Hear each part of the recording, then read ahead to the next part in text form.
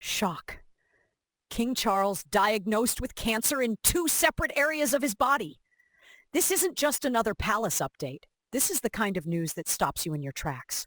Buckingham Palace, usually so tight-lipped and reserved, just confirmed something that has sent shockwaves through the UK and beyond. King Charles III has cancer. Not 1, but 2 areas of his body are affected. And this isn't being spun as a full-on battle or a triumphant recovery tale.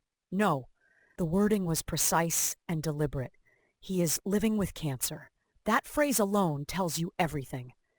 This isn't over. It's ongoing. It's serious. And it changes everything. Now let's rewind for a second. Historically, the royal family has kept health matters locked down tighter than the crown jewels. We barely knew what was going on when the Queen had mobility issues. So this new move, telling the public that the king has cancer, that he's undergoing treatment, but still carrying out duties in a limited fashion. That's new. That's a shift. It's transparency, but on their terms. Just enough to calm the public, just enough to keep the press at bay, but not enough to stop the speculation. Because let's be real. King Charles is nearly 80 years old. And if you look closely, really closely, you can see the changes. His face has thinned, his posture seems more fragile, his schedule has been trimmed down. Yet he's still out there walking, waving, attending ceremonies, smiling like nothing's changed. But everything has. Insiders say he's on a strict organic diet, sticking to yoga and following treatments. But treatments hit hard. Even when someone looks well, they're often hiding exhaustion, nausea, and pain. What we see, it's carefully curated. Take his recent Canada visit, for example. A trip timed perfectly, short enough to keep him from overexerting, but public enough to send a message. I'm still capable. Still king. Still here. And yet, the whispers are growing. How long can this pace continue? And who is really preparing to step into the role when the inevitable day comes? Behind the palace doors, Prince William is quietly rising. No fanfare, no press conferences. But make no mistake, the preparations are real. William is taking on more responsibilities, sitting in on more high-level meetings, reviewing state papers. It's subtle but steady.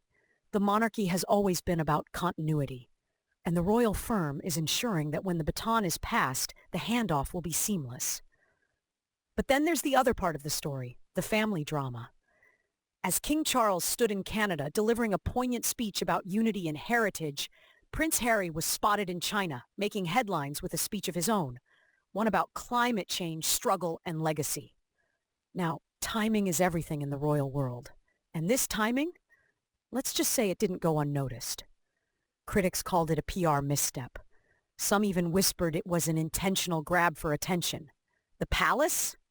Silent, but the tension? Palpable. Then came Harry's interview, the one where he casually dropped that he doesn't know how much longer his father has left. That hit like a punch to the gut, not just because of the emotional weight, but because of what it revealed, a serious emotional and physical distance between father and son. This isn't just a strained relationship. This is a fracture. And Meghan? Well, Meghan continues her solo branding journey, gardening posts, wellness videos, lifestyle launches, but they feel off. The internet calls them staged, out of touch, carefully curated like royal appearances, but missing the sincerity. Neighbors describe her as distant, cold, detached from the Montecito dream she once sold to the world. In the middle of all this, King Charles carries on. But every public appearance is now watched with a new lens. Every speech analyzed. Every missed event questioned. Is this the last Christmas he'll spend as king? Will he make it to the next Trooping the Color? What about the Commonwealth Summit? These are questions no one dares ask publicly, but everyone wonders. And still the king persists, not with pomp or grand declarations, but with quiet resilience. This isn't the reign of a revolutionary. Charles isn't trying to shake up the monarchy like his son might one day. He's stabilizing it, cementing his legacy as the bridge between eras, the son of a queen, the father of a future king. Camilla, William, and Kate are doing their part, taking on more, showing up, holding the line. The monarchy is a machine, and its gears are shifting, slowly, deliberately, preparing for what everyone knows is coming, but no one wants to face just yet. So what will be King Charles's legacy? That's the question. Will he be remembered for the scandals of his youth, the Diana years, the Camilla saga? Or will he be honored as a monarch who bore the crown with grace in the face of mortality? A man who, despite illness, never faltered in his duty, who showed up when it mattered most, who passed the torch not with drama, but with dignity. Only time will tell. But for now, we watch. We wait. We hope. The crown may be heavy, but King Charles is still wearing it. And that means something to his family, to the monarchy, to the nation. If you found this report moving or insightful, let us know in the comments. What do you think Charles's legacy will be?